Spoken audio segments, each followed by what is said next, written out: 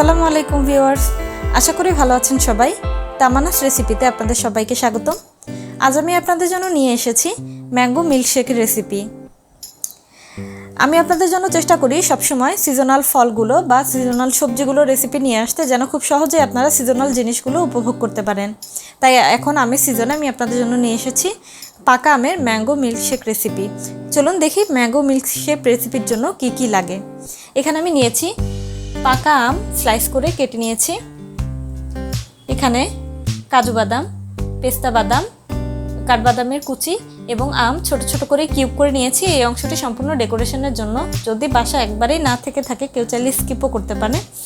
নিয়েছি চিনি, গুঁড়ো দুধ এবং লিকুইড দুধ আমি জাল দিয়ে একবারে ঠান্ডা করে নিয়েছি।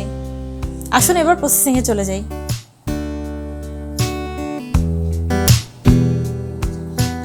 এবারে আমি একটি মিক্সচারে স্লাইস করা আমগুলো নিয়ে নিচ্ছি।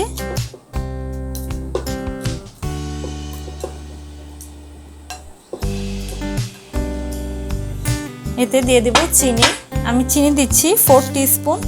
কেউ যদি চিনি কম খান চিনি কম দিতে পারেন, বেশি খেলে বেশি দিতে পারেন।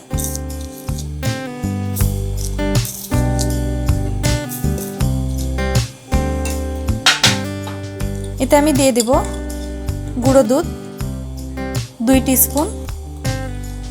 গুঁড়ো দুধ দিলে জিনিসটার স্বাদটা অন্যরকম হয়ে যায়, তার জন্য গুঁড়ো দুধ ব্যবহার করি।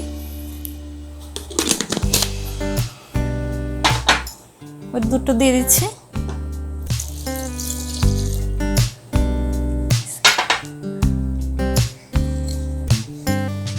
সবগুলো উপাদান দেওয়া হয়ে গিয়েছে। এবার আমি পুরো মিশ্রণটিকে ব্লেন্ড করে নেব।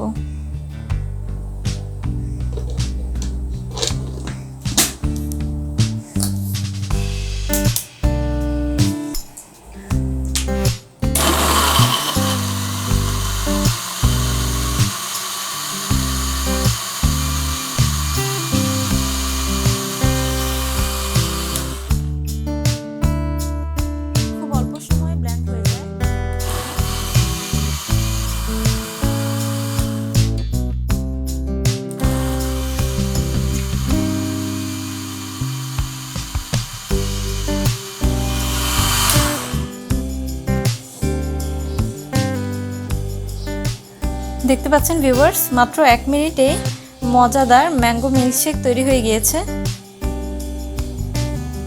এবার আমি সার্ভ করে দেখাবো।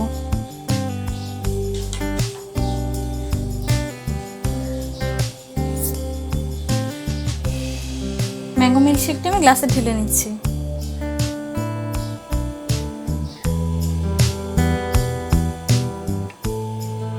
দেখছেন খুব সুন্দর ঘন হয়েছে।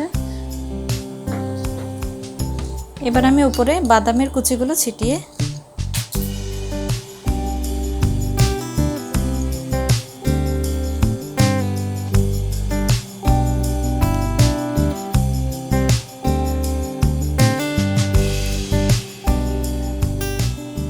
এবং কিছু আমের কিউব দিয়ে দিচ্ছি।